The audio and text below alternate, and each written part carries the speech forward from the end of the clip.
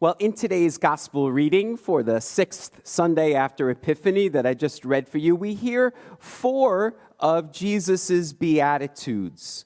Now, you'll see from the title of my homily today, I refer to the Beatitudes as the Be-attitudes, because they're the attitudes for how to be. Now, the word beatitude comes from a Latin root word, beatus, which means happy or fortunate. And that may seem very confusing to you, because in these 4 Beatitudes, Jesus is talking about the poor and the hungry and the sorrowful and those who are persecuted. Those aren't really 4 groups of people that we think of when we think of people that are happy or fortunate. So what are these Beatitudes all about? Well, many of you know that there are actually 8 Beatitudes that are told to us in Matthew's Gospel, in Jesus' famous Sermon on the Mount. Luke's Gospel, which we're reading from today, only has 4 Beatitudes, and Jesus doesn't deliver them from the mountain, the Sermon on the Mount. He delivers them from the ground. That's why this Gospel passage is referred to as the Sermon on the Plain. And I really like that. I like that Jesus isn't up above talking down to the people. He's actually speaking to them from their level.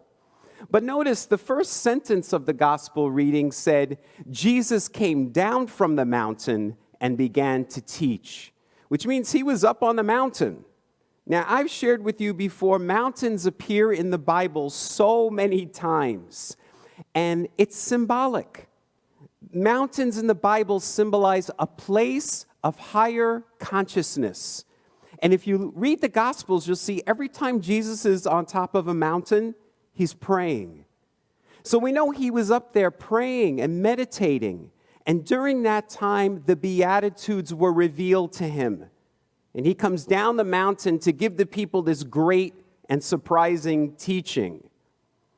Our friend, Father Richard Rohr, says that he believes that the Beatitudes are the greatest wisdom teachings of Jesus. And yes, these teachings are wise and great, but they were also really daring and really dangerous. Jesus would get killed for speaking those words. Richard Rohr says Jesus wasn't killed by evil men. He said Jesus was killed for daring to challenge the conventional wisdom of his day. With the Beatitudes, Jesus was challenging the conventional wisdom of his day. Now, 2 modern-day prophets, 20th century prophets, Mahatma Gandhi and Reverend Dr. Martin Luther King Jr., they also were silenced for speaking these truths. In fact, both men said that it was Jesus' Beatitudes that sparked their activism. Dr. King said that the Beatitudes of Jesus were the motivating force behind the civil rights movement. With the Beatitudes, Jesus and later Gandhi and Dr. King, they were challenging the conventional wisdom of their day.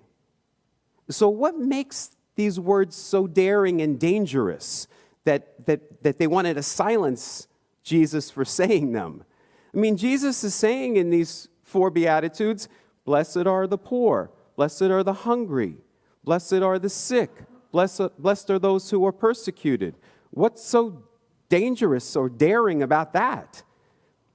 Well, you see, what Jesus was doing was he was telling the people everything that you've been taught to believe by your ancestors, by the religious authorities, by society at large is wrong. The people of Jesus' day believed that if you were rich, if you were powerful, if you had success and prestige and good health, well, then God was rewarding you. You were God's highly favored ones because look how you're living. Conversely, they believed if you were poor and hungry and sick, well, then God was punishing you. Because obviously you or your ancestors were sinners. You did something wrong. You were not God's highly favored. You were not worthy of God's love. So what Jesus is saying here is, you're wrong. He takes what they believed and he flips it on its head. He's saying, no, it's just the opposite. The poor and the hungry and the sick and the persecuted, they're God's highly favored ones, not you. And he's saying the kingdom belongs to them, not you. They're poor and sick, not because of God, but because of you. That's why they're poor and sick and hungry, because of you. So those are very dangerous and daring words. You can see why people in power wanted to silence Jesus. But we, my friends, if we truly are to call ourselves Christians, followers of the way of Jesus, we have to be people of the Beatitudes. We have to be caring for the poor and the sick. We have to feed the hungry. We always have to be on the side of the oppressed. We're called to lift up the lowly, to make the least of these the most important.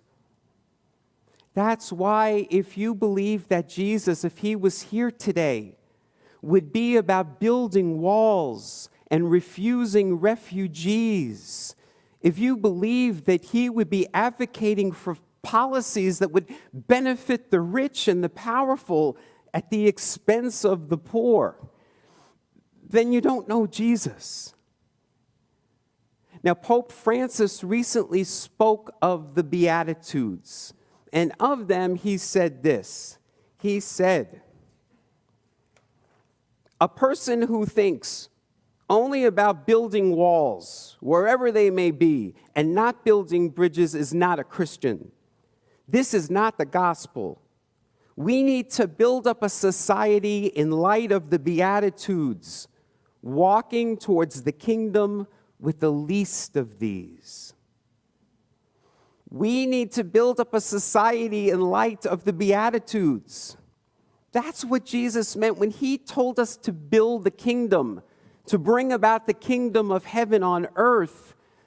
He's talking about building a society in light of the Beatitudes. Most of us don't understand that. We were taught that the kingdom of heaven was something that happened after we die. And so for many of us growing up in the Christian church, we thought the Beatitudes meant, well, blessed are you who are poor, because you're going to be rewarded in the next life. If you're hungry or oppressed now, well, you're blessed, because in the next life, when you die and you're in heaven, then you're going to get your reward.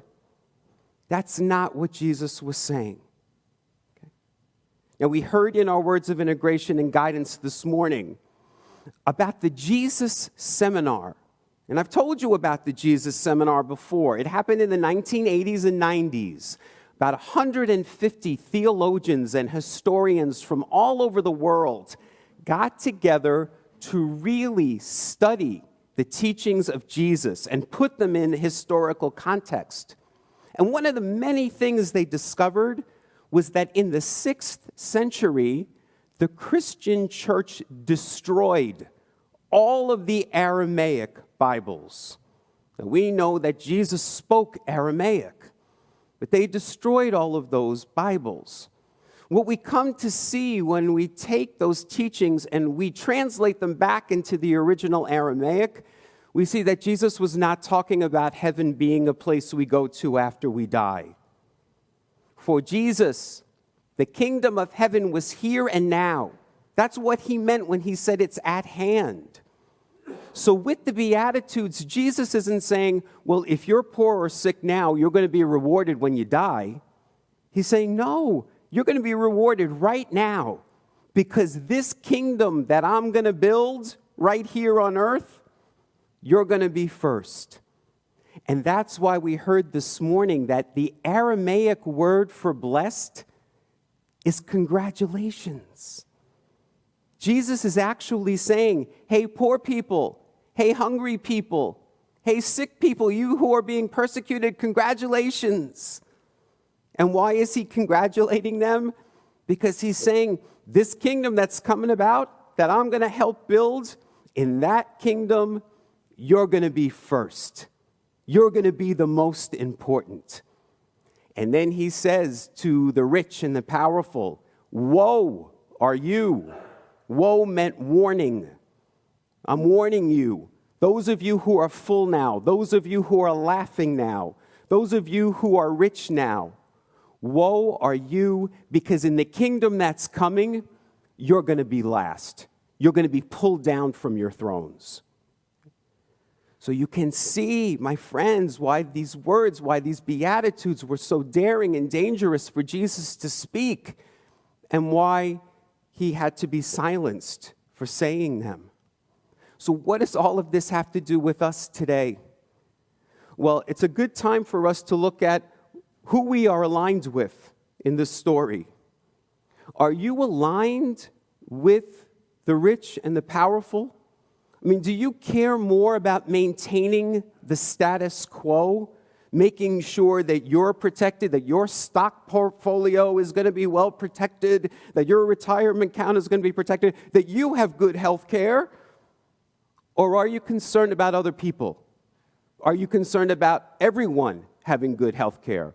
Are you concerned about everyone's safety and security? Or do you just care about your own?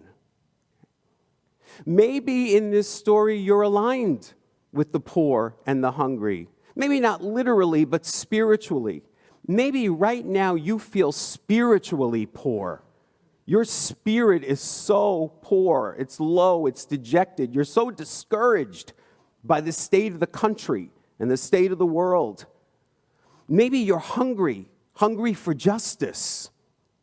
Maybe you're sorrowful. Maybe you're so sad at the way people treat one another. If you're feeling that way, Jesus would say to you, congratulations.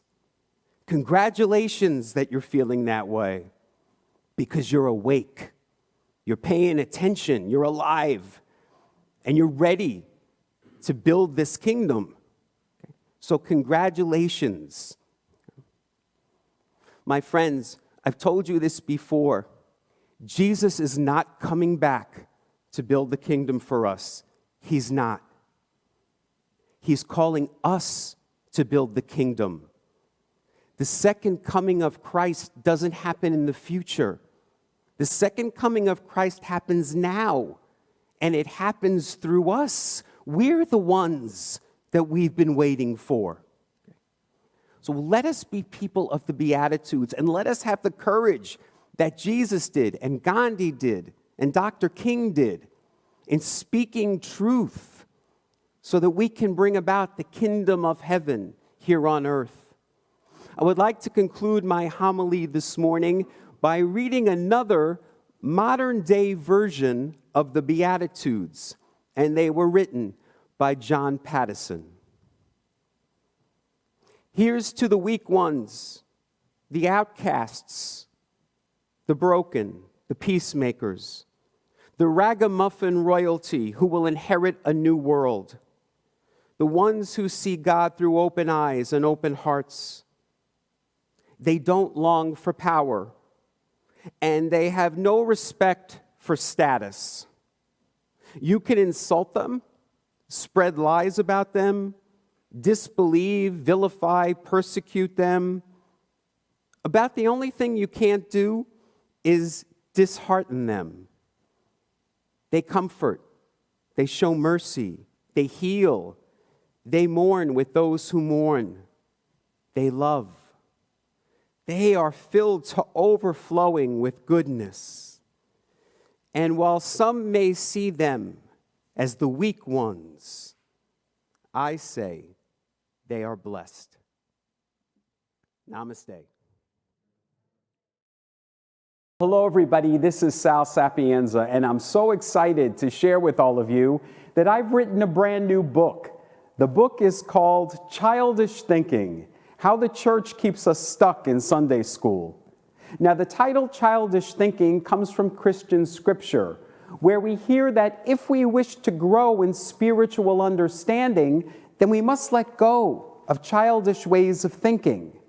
And yet so many Christians today, even after years of Bible study and Sunday services, still have a very elementary understanding of their faith. They still understand God as some old man with a long gray beard. They think heaven is a place up in the clouds with pearly gates, that the devil is some red guy with horns and a pitchfork, and that hell is a fiery place below the earth. Those are things that we tell children. None of those descriptions appear anywhere in the Bible. And so in childish thinking, I try to dispel many of those misnomers, and I explore topics such as God, Jesus, heaven, hell, sin, prayer, and resurrection from the higher perspectives of ancient Christian mystics and contemporary progressive theologians. After each chapter, there are prayers for quiet contemplation and questions for personal reflection and journal writing. Come learn how you can let go of old ways of thinking and begin to see things with new eyes. Come and learn how you can finally graduate from Sunday school. The book is available now on Amazon, and you can read the entire introduction at childishthinking.faith.